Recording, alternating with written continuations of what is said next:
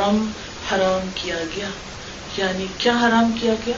کہ اس مہینے کے اندر گناہوں کو اپنے اوپر حرام سمجھو.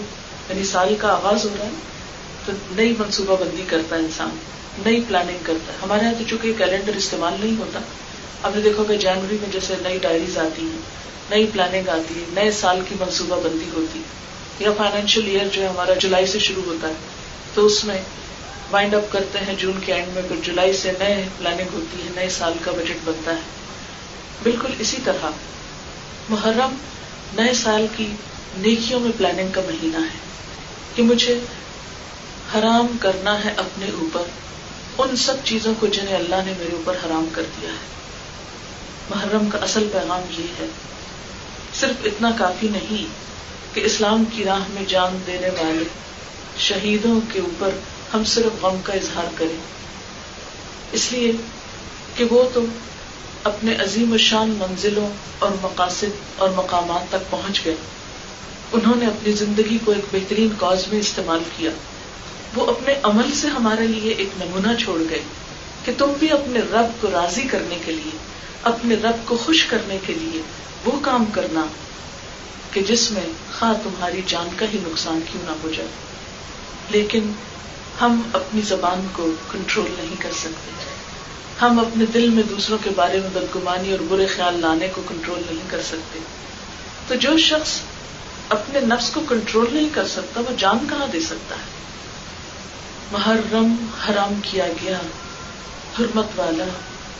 ہمیں ان حرمتوں کا لحاظ اور پاس کرنا ہے جو اللہ تعالیٰ نے ہمارے لیے مقرر کی ہے, ان کاموں کو اختیار کرنا ہے جن کو اللہ تعالیٰ نے ہمارے لیے پسند کیا. چغلی جو دوسروں کو لڑانے کے لیے, فساد ڈالنے کے لیے, تعلقات کو بگاڑنے کے لیے, یہ بھی حرام کردہ چیزوں میں سے ایک چیز ہے. تو گویا کس کس چیز کو ہم نے اپنے اوپر حرام کرنا ہے.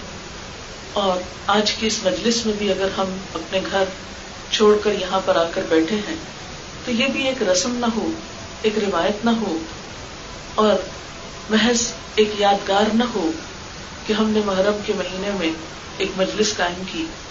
یہ بھی دراصل اس نیت کے ساتھ ہونی چاہیے کہ ہم یہاں سے اٹھیں تو اپنے لیے کوئی نہ کوئی عمل کی بات ضرور لے کر اٹھیں, اور اس میں اگر آج ہم یہی عہد کر لیں کہ میں آج سے ان سب کو معاف کرتی ہوں جنہوں نے میرے ساتھ کوئی زیادتی کی ہو. ایک بزرگ تھے, ان کے پاس صدقہ کرنے کو کچھ اور نہیں تھا. انہوں نے کہا تصدقت بعرضی, میں اپنی عرض, اپنی عزت کو صدقہ کرتا کہ آج تک اگر کسی نے میرا کوئی دل دکھایا, میرے خلاف کوئی بات کی, مجھے ستایا, میں ان سب کو معاف کر کے وہ صدقہ کرتا. یعنی اپنا بدلہ نہیں لیتا, بدلہ نہ لینے کا صدقہ کرتا. ہم بھی عہد کریں کہ اگر کسی نے ہمارے ساتھ زیادتی کی کبھی تو ہم بھی تو کسی کے ساتھ زیادتی کرنے والے ہو سکتے ہیں. یہ نہیں ہے کہ ہم معصوم فرشتے ہیں کہ ہم سے کبھی کسی کے ساتھ کوئی ناروا بات نہ ہوئی ہو. اگر کسی نے ہمارے ساتھ کوئی ایسی چیز کی جو ہم کو ناگوار گزری تو ہم نے بھی زندگی میں کئی ایسی باتیں کہی ہوں گی, ہماری زبان سے بھی کسی کے لیے دل آزاری کے لفظ نکلے ہوں گے. تو کیا ہم اپنے لیے نہیں چاہتے کہ اللہ ہم کو معاف کر دے؟ قرآن پاک میں اللہ تعالیٰ فرماتے ہیں الا تحبون ان یغفر اللہ لکم, کیا تم پسند نہیں کرتے کہ اللہ تم کو معاف کر دے؟ اگر تم پسند کرتے ہو کہ اللہ تم کو معاف کر دے تو تم دوسروں کو معاف کرنا سیکھو.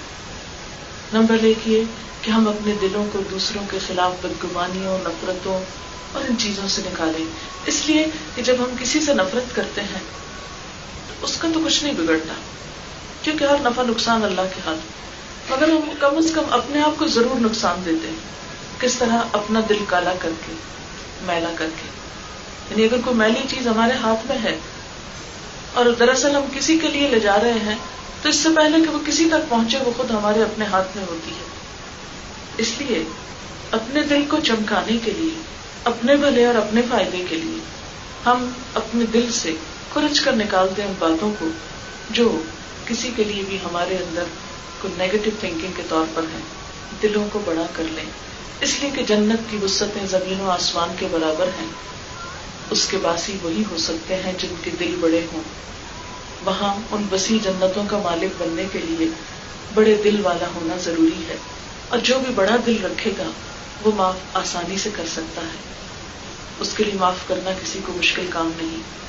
اور جب ہمارا دل دوسروں کے لیے اچھا ہو جائے گا، گمان اچھا ہو جائے گا، تو باقی قباحتوں سے ہم خود بچ جائیں گے۔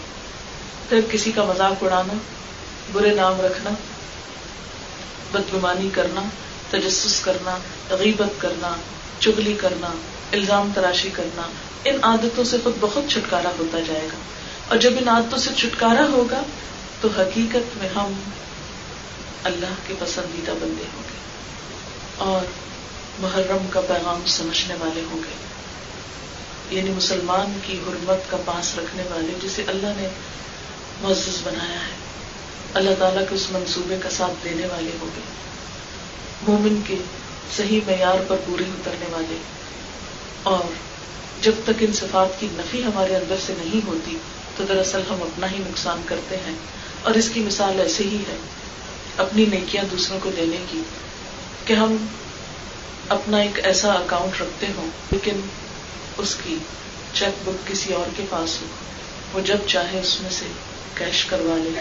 نیکیوں کے بینک میں نیکیاں ڈال رہے ہیں جبکہ انہیں کیش دوسرے کرواتے جا رہے ہیں، جن کا ہم برا چاہتے ہیں اور جن کو ہم برا سمجھتے ہیں، جن سے ہم نفرت کرتے ہیں، جن کو ہم بدنام کرنا چاہتے ہیں، جن سے ہم کوئی انتقام لینا چاہتے ہیں۔ دراصل ان سے انتقام کی بات تو بعد میں ہوگی، لیکن اپنی نیکیوں سے ہاتھ دھونا اور اپنے لیے آخرت کے امن کے راستے مسدود کرنا، یہ پھر ہمارے حصے میں نہ آئے۔ میری اللہ تعالیٰ سے دعا ہے کہ ہم اس مہینے کی حرمت کو سمجھیں، اس کے پیغام کو سمجھیں اور اپنی زندگی کو بدلنے کا عزم کریں۔ تو میں خلاصہ بیان کروں گی کہ اسلامی کیلنڈر کا پہلا مہینہ، اسے اللہ تعالیٰ نے پہلا بنایا، اس کی حرمت اللہ تعالیٰ نے بنائی، نبی صلی اللہ علیہ وسلم نے باقی رکھی، اور اس مہینے کا روزہ 9ویں 10ویں کا رکھنا افضل ہے۔ اگر کسی وجہ سے 2 دن کا رکھنا مشکل ہو تو کم از کم 10ویں کا روزہ رکھنے کی نیت۔ اور اسی طرح حضرت امام حسین رضی اللہ تعالیٰ عنہ کے واقعے سے قربانی کا سبق، اور قربانی میں سب سے پہلے اپنی انا قربان کرنا، دوسروں کو معاف کرنا، اور اپنی زبان، اپنے دل، اپنے خیالات کو ان چیزوں سے پاک کرنا جو انسانی تعلقات کی خرابی کا باعث بنتے ہیں، تاکہ ہمارے لیے یہ دنیا کی زندگی باہمی تعلقات کے اچھا ہونے کی وجہ سے ایک جنت بن جائے، کیونکہ شہیدوں کے لیے بھی جنت اسی لیے ہے کہ وہ جان دیتے ہیں۔ تو جو اپنے نفس کو کنٹرول کر سکے، اپنے نفس کے شر کو ذبح کر سکے، انشاءاللہ ان کے لیے بھی کچھ جنت کے دروازے کھلیں گے، شرط یہ ہے کہ ہم عمل کرنے والے ہوں۔ جی کوشچن ہے کوئی تو کر لیجیے۔ عمل میں اور نیت میں پاکیزگی اور اخلاص اور یہ سب چیزیں کیسے پیدا ہوتی ہیں؟ جس طرح مادی چیزوں کا میلا ہونا ہوتا ہے، ایسے ہی دل بھی میلے ہو جاتے ہیں نا، روح پر بھی دھبے پڑ جاتے ہیں، نیتیں بھی بعض اوقات پھسلنے لگتی ہیں۔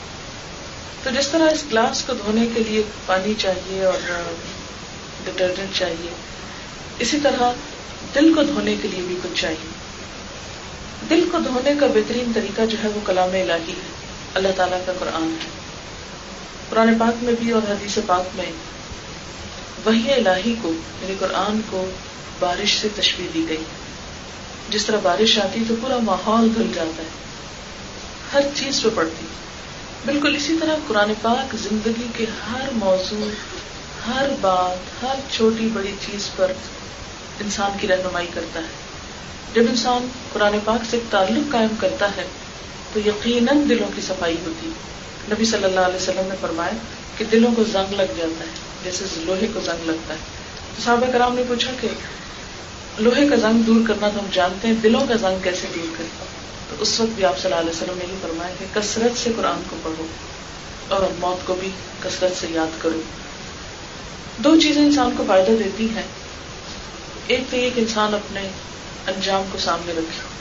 دنیا کے کامیاب انسانوں کا جب تجزیہ کیا گیا کہ ان کی کامیابی کی کیا وجوہات تھیں، تو ان میں سے ایک بڑی وجہ یہ بتائی گئی کہ وہ اپنے انجام کو دیکھ کر آغاز کرتے ہیں کسی کام کا، یعنی انجام کو سامنے رکھ کر آغاز. اور عام روزمرہ زندگی میں بھی ہم دیکھتے ہیں کہ مثلاً اگر ہم گلاس کہیں رکھنے لگے تو پہلے یہ دیکھیں گے کہ سرفس کیسی ہے اور پھر انجام دیکھ کے اتنے ہی زور سے رکھیں گے اس کو. اسی طرح کسی بھی کام، مثلاً فرش اگر چکنا ہے تو ہم قدم رکھنے سے پہلے احتیاط کریں گے. اس سڑک سے اتنے میل پر وہ ہے، مجھے اتنے گھنٹے چاہیے، اس کے مطابق آپ سفر کرتے ہیں. اس کو ذہن میں رکھ کے اس کی ڈائریکشن لیں گے آپ. اگر آپ یہ معلوم ہی نہ کریں، کسی کے گھر چلیے وہ تو بہت دور کی بات ہے، کسی کے گھر جانا ہے، مثلا مجھے یہاں آنا ہے، تو اگر مجھے ایڈریس ہی نہیں معلوم تو میں اپنا سفر ہو سکتا ہے ادھر کو کرنے کے بجائے کسی اور طرف کرنے لگے، وقت بھی ضائع ہوتا، آپ لوگ بھی تکلیف اٹھاتے، مشقت ہی مشقت. تو بالکل اسی طرح ہم سب زندگی کے ایک سفر میں ہیں. جب تک ہم اپنا انجام، اپنی آخرت، اپنا حساب سامنے نہیں رکھتے اس وقت تک یہ سفر درست نہیں ہو سکتا. ایک تو یہ ہے کہ اس کو سامنے رکھنا ہے، دوسرا یہ ہے کہ اپنی کمپنی کو ضرور دیکھیں کہ ہم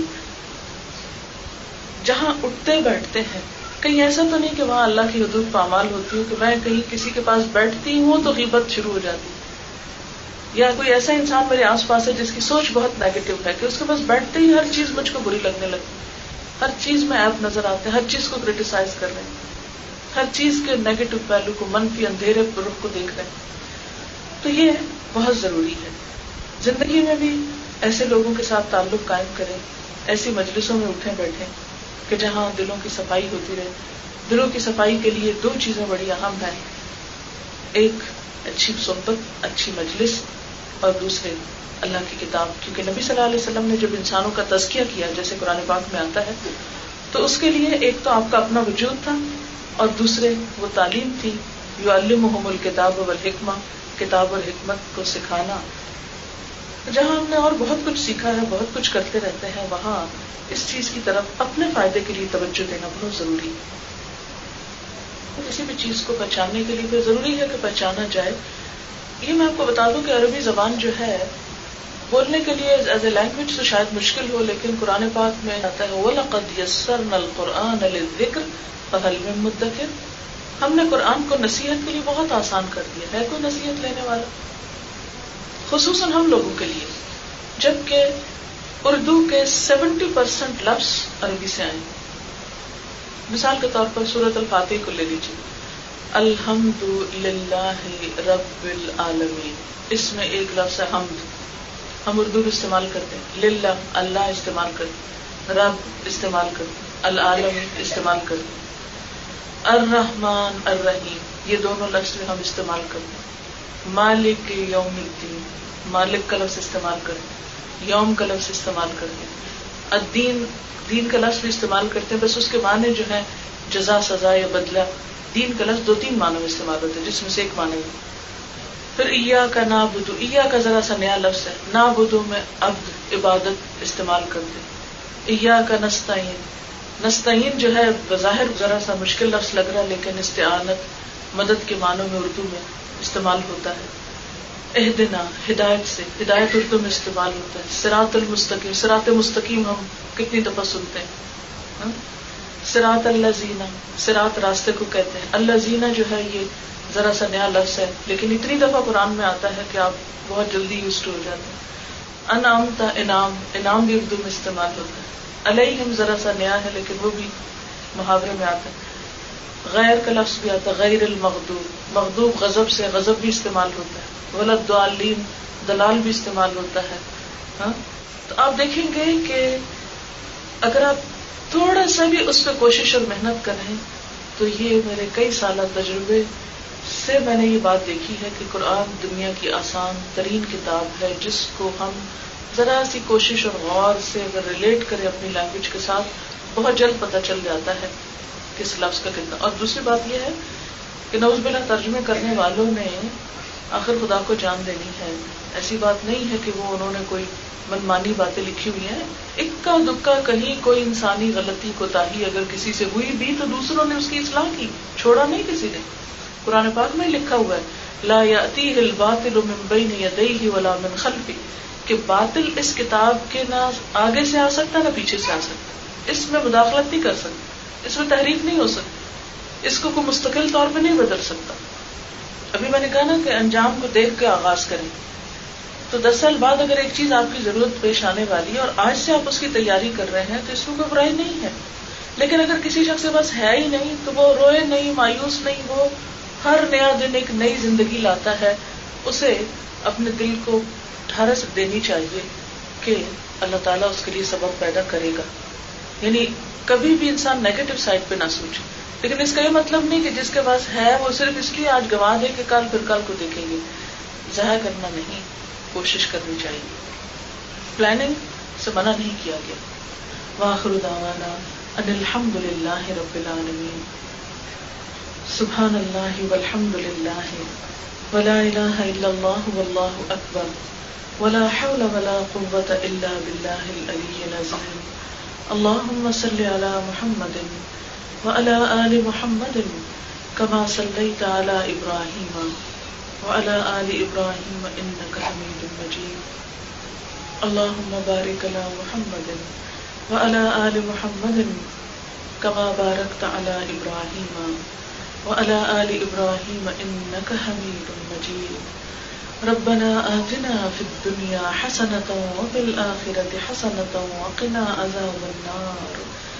ربنا لا تزغ قلوبنا بعد إذ هديتنا وهب لنا من لدنك رحمة إنك أنت الوهاب. ربنا هب لنا من أزواجنا وذرياتنا قرة أعين واجعلنا للمتقين إماما. یا اللہ پاک، جو کچھ ہم نے پڑھا ہے اس میں جو بات آپ کی مرضی کے مطابق ہو ہمیں اس پر عمل کی توفیق عطا فرما، اس کو اپنی رحمت سے قبول فرما. اور اگر کوئی بات نادانستگی میں آپ کی مرضی کے خلاف ہوئی ہو تو ہم سب کو بخش دے اور اس رستے کی ہدایت دے جو تیرا پسندیدہ ہو. یا اللہ، ہمیں زندگی کے اس امتحان میں کامیاب فرمانا. ہمیں اپنی کتاب اور اپنے حبیب محمد صلی اللہ علیہ وسلم کی زندگی سے بہترین رہنمائی نصیب فرما. ہمارے دلوں میں اپنی محبت پیدا کر دے، ایمان کو ہمارے دلوں میں عزیز ترین بنا دے. ہمیں ایمان کا لطف نصیب فرما. یا اللہ، تو مسلمانوں کے باہم تعلقات کو درست فرما. یا اللہ، مذہب کے نام پر جو نفرتیں عام ہو گئی یا اللہ ان کو دور فرما. یا رب العالمین، تو سب کلمہ گو مسلمانوں کو باہم ایک دوسرے کے احترام کی توفیق عطا فرما. یا اللہ، ایک دوسرے کی عزت اور ایک دوسرے کی قدر و قیمت کو پہچاننے کی توفیق دے. یا رب العالمین، تو ہمیں اپنے مقرب بندوں میں فرما. یا اللہ، تو ہمیں نیکیوں کی توفیق عطا فرما، ہمیں گناہوں سے بچا. ہم سے وہ کام لے لے جن سے تو ہم سے راضی ہو جائے. یا اللہ، جنہوں نے اس مجلس کا اہتمام کیا ہے اس مجلس کو ان کے لیے صدقہ جاریہ بنا. یا رب العالمین، تو ہم سب کو اس مجلس کی برکتوں سے مالا مال فرما، ہمیں اپنا قرب نصیب فرما. اللہم انا نعوذ بک من جہد البلاء ودرک الشقاء وسوء القضاء وشماتة الأعداء. لا حول ولا قوة الا باللہ العلی العظیم. اللہ تعالیٰ تو ہماری اس کوشش کو قبول فرما، تمام بیماروں کو صحت عطا فرما، سب دکھی لوگوں کے دکھ دور فرما. جو مالی مشکلات میں مبتلا ہیں اللہ ان کی مشکلات کو آسان فرما. اللہ تعالیٰ اس مجلس میں جو بھی حاضر ہیں ان کا آنا، ان کا بیٹھنا، ان کا وقت لگانا قبول فرما. ان کے دلوں میں جو دعائیں اور نیک تمنائیں ہیں ان کو پورا فرما. یا اللہ، تو ہم سب کو اپنا قرب نصیب کر. امت مسلمہ